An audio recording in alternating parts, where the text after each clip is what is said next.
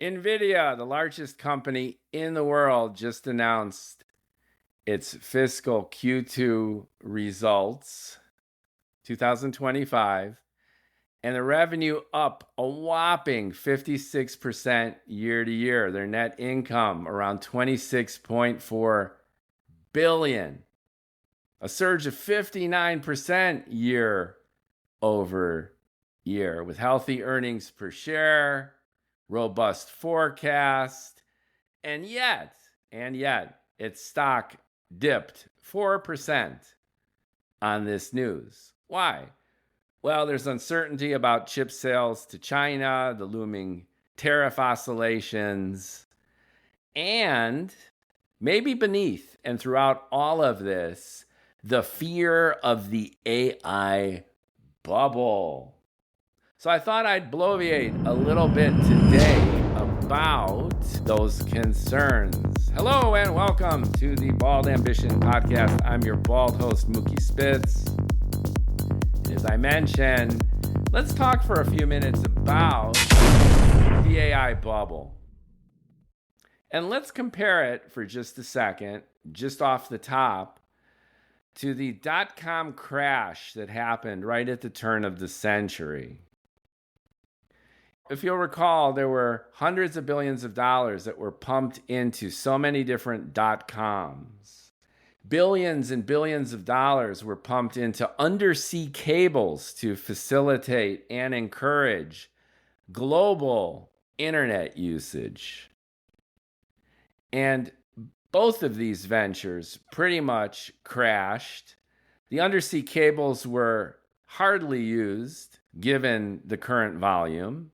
Investors lost their shirts, and company after company in this dot-com bubble bursting collapsed, went broke. Billions and billions in equity was lost. It precipitated bad, dire straits for the American economy. And people were writing off this WWW stuff as a big dead end. Now, obviously, the internet had already transformed our lives. And when we introduced social media and then mobile technology to this dot-com mix, things exploded to the point where all the top companies on the planet exceed the market caps of the former consumer products and energy products of the decades before. So no one for a second doubts the incredible power of digital in terms of transforming our lives and the economy. And here's the thing. Now that ChatGPT did a similar transformation, end of 2022, everything changed. When I first saw the bot and I played with it, I knew that was the end of the beginning and the beginning of the end of our way of life before it. And sure enough, 3 years later, the statistics are off the charts. In the last 3 months alone, $300 billion has been spent on data centers. The amount of capital investment on both sides of the AI equation, the chips and infrastructure required to train the models and enable them to function on the one hand, and then the companies themselves in terms of the expertise, the training, the human know-how on the other, is basically driving the world's economy. And the threat of a bubble is also self-evident. And where's the money? What's the profitability of these companies? Public companies are what? 50, 60, 70, 100 times EBITDA, the market cap. Where's the money? And the answer is not yet, not yet, not yet, not yet. So people are starting to freak out. On the other side, talent in AI is so scarce that you've got 23-year-olds who are now the MLB and NBA stars of technology, commanding enormous salaries and bonus packages, and are being poached from one company to the other because the talent pool is so scarce. There's really only a handful of people who really know how to build these models, how to train these models. And the time is still far from where the models create their own models, because that's what they're headed for. That's what they want. So a combination of all these factors coupled with the hype, not only the massive spending, but the eruption like poisonous mushrooms of ridiculous startups that have as their value proposition basic AI technology that's only getting off the ground with no real demonstrable pragmatic application in that field, getting hundreds of millions, billions of dollars of investor capital because AI now is the thing. Everyone is investing. So Sam Altman, the co-founder and CEO of OpenAI, ChatGPT's host company, recently had a dinner where he invited journalists, tech journalists, to attend, and it was an on the record dinner. And what that means is you could just have your notebooks, tape recorders, and whatever Sam said, whatever anyone from the company said could go on the record, could get printed, published. So it was a PR pedestal for OpenAI. And what's been recorded the most are two things from this dinner. First, Sam extended a warning. It was a lighthearted, tactful warning. He didn't want to panic the industry, but it was an acknowledgement of this bubble-esque quality of the industry at this moment. And he couched this in terms of people are getting very excited, maybe a little bit overexcited, and there's going to be companies that are going to do really well, and there's going to be a lot of companies that fail, and a lot of people are going to lose a lot of money. He said this. I paraphrase, but that's what he said. And on the other side, more intimately to OpenAI, when he was asked if OpenAI is truly profitable, he had to kind of wink at his operations guy and get confirmation that they're actually not in the red. So how you qualify profitability for even ChatGPT at this point is a big question mark. And it's very, very clear that there's more investor capital coming in than actual revenue being generated, even and especially at a company like OpenAI, where the expansion of those data centers, where research and development, where so much money is going into all of this experimental technology, and the talent pool is so incredibly tiny that it's going to be a long time until OpenAI and any of those frontier LLM companies, let alone the newer startups, are really going to make money. So you've got all of this infrastructure. However, the reason I think that this bubble will keep expanding without really bursting is analogous to the turn of the century with the internet, which is all those cables that were laid down across the Atlantic are being used. They have facilitated and encouraged the globalization of the web. Finally, usage caught up to the infrastructure. And I think same rules apply now for AI. The chips will keep getting better. Moore's Law, more or less, still applying for a while. The GPU technology, Nvidia's advantage, revolutionized how chips do their chipping. And then the AI companies themselves, a lot has been written about applying the GPTs to even local servers. You can have your own GPT on a laptop. The DeepSeek revolution that happened around January, where a Chinese company allegedly trained their own GPT model for 1/100th the cost of what the big frontier companies were spending and doing on. So all of this is in flux.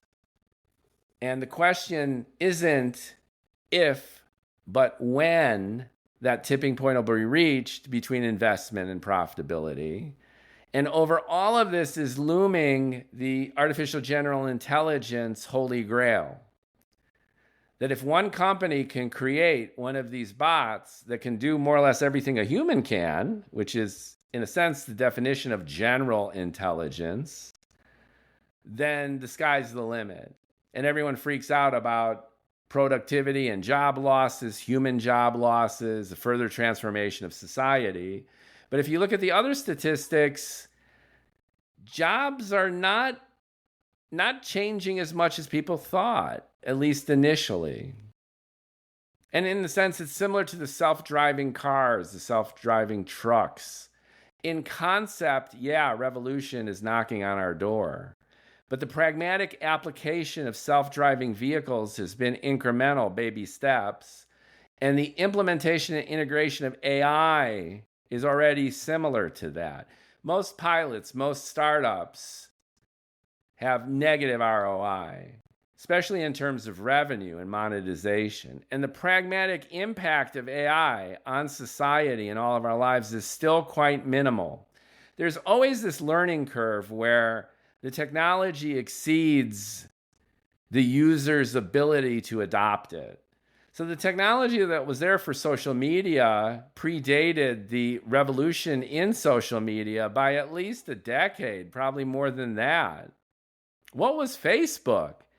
It was just basically an interconnected website. Was there radical new technology? Not initially.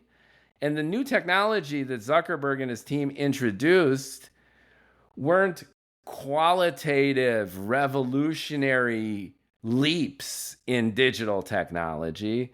It's more like tweaky stuff that had to happen to make the stuff work. The users had to catch up to it. And in a sense, there's an emergent and symbiotic relationship where Twitter had its feed and then Facebook adopted the feed, and then the user experience and user interface kept morphing and evolving, and then users caught up to using it, and then the interface responded to the users using it. A positive feedback loop.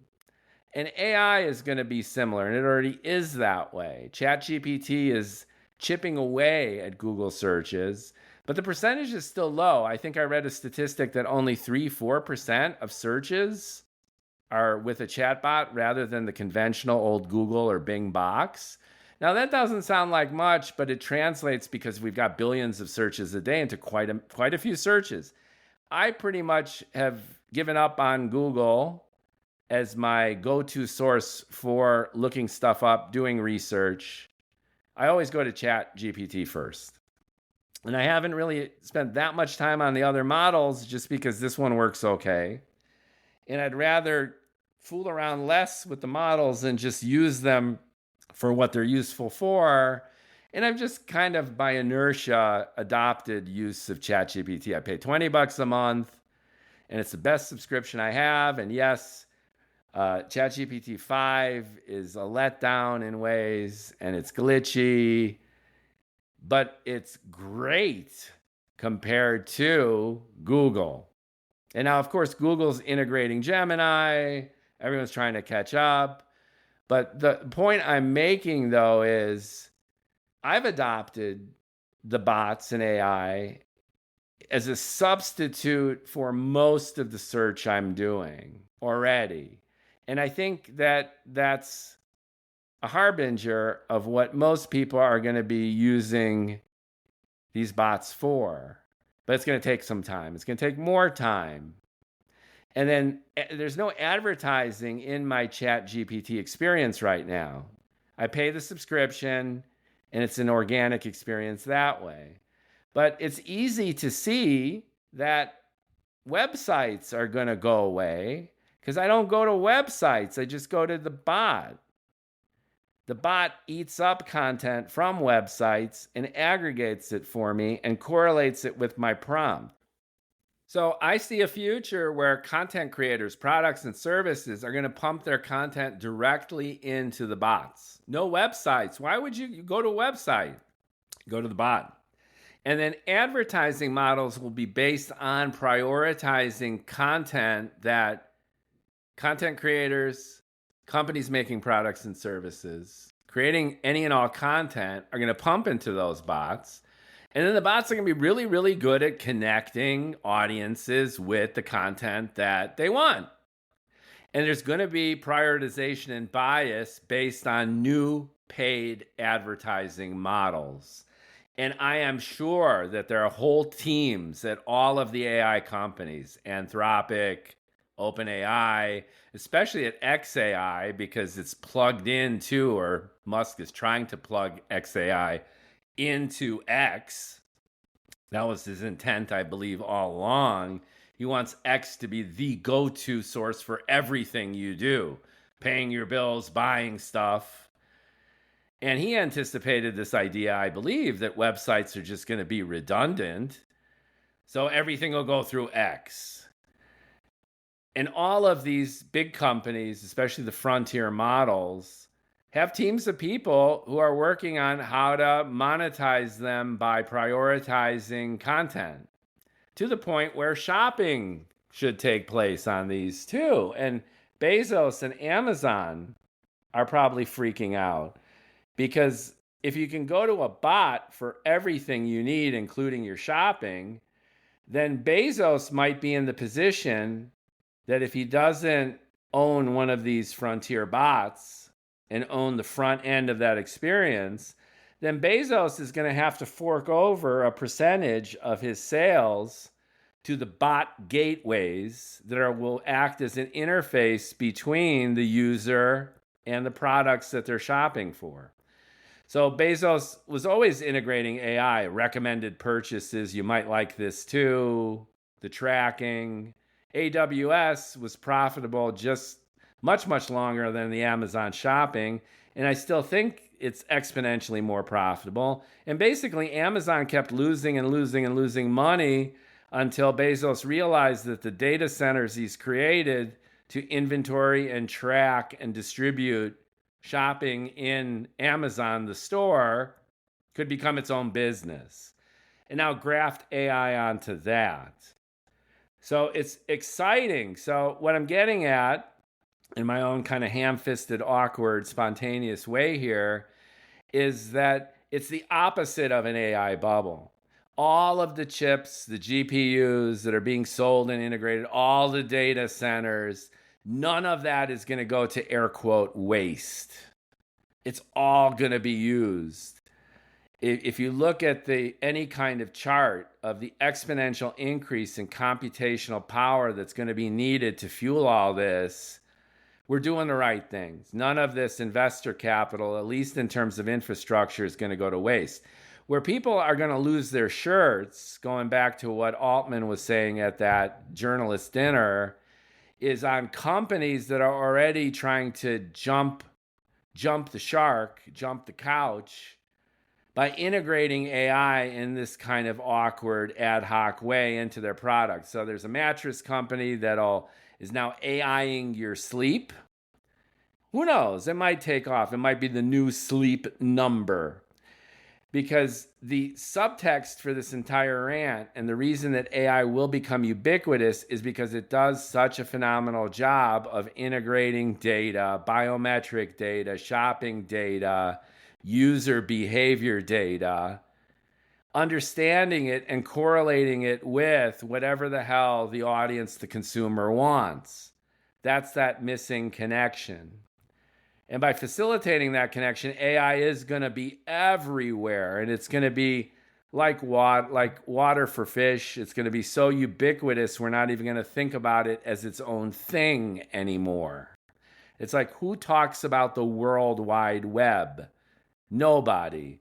Who even talks about the internet anymore, right? You don't say, I'm going on the internet to get an Uber. The internet is like plumbing. If you want to take a shower, you don't think about your water heater, let alone the gaskets. And AI is going to be like this sooner probably than we think.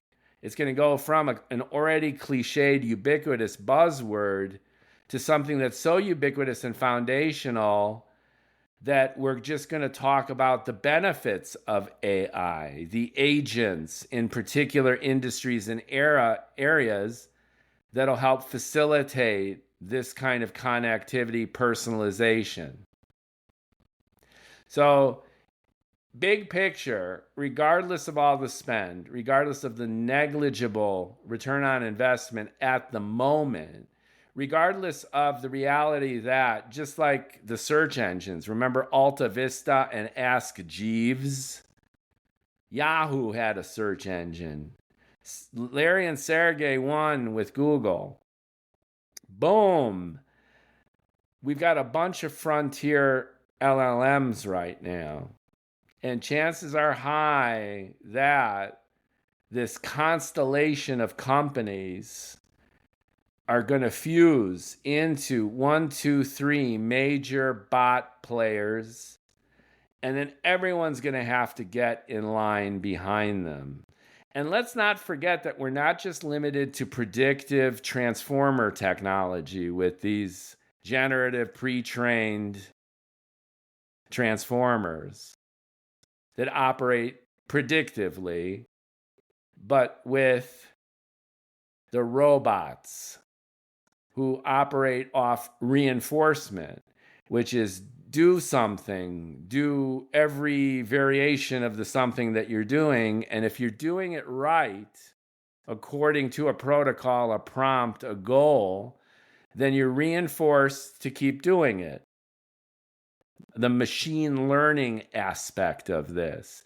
Huge volumes of data that, unlike the predictive transformers where you chop everything up into tokens and then you weight the relationships and then you cobble it back together predictively, you use reinforcement rules where you have a ton of data and then you throw something into the system, and then good moves based upon the goals are reinforced, and bad moves are punished in the sense of being discarded or overlooked. So AI goes beyond just text and this kind of data and goes into data that we can call real world sensory data, visual stuff, even auditory and tactile stuff. The bot interaction with the real world in the form of a self-driving car, a robotic waiter in a restaurant, a bartender, a robotic assistant in the real world. And I think these two worlds are going to meld together, but these two worlds all require tons of processing ability. And that's why I think we're not in a bubble. The investments will keep going, will reach critical mass, but by the time that happens and the tipping point tips, I think these models of engagement, the reconfiguring of the entire internet to accommodate a bot-centric search and engagement model, reconfiguring marketing and advertising and PR so that the old school way of doing it, which is going to be looked at as Jurassic Park compared to machine learning analysis of content, product, services, and the profiles of people interested in that stuff and connecting the two together in real time dynamically, is going to change the entire way we're going to interact with the air quote internet. And AI will become ubiquitous. And we're going to live in ways where we can't imagine living without it. And we're at the forefront of that. So what should you do as an investor? Well, is Nvidia at a ceiling? Well, there's all sorts of peccadillos having to do with international trade right now, which is problematic. They're selling a thing, which is a GPU. And China is a huge market. India is a huge market. Look what's going on with the tariffs. So you're probably safe. If you bought Nvidia early, hang on. If you have an opportunity to buy any of the LLMs, the frontier LLMs, publicly, like the open AI IPO, right? It'll be valuated to the stars. But if you look at the stock market, up, up, up. If you look at AI, up, up, up. There are going to be peaks and valleys. There's going to be some troughs. There's going to be some bottoming out. But the net growth will be inexorable. It'll take all of our jobs. We'll end up like the fat people at the end of Wall-E. And they'll take over the world. And they'll be nice to us.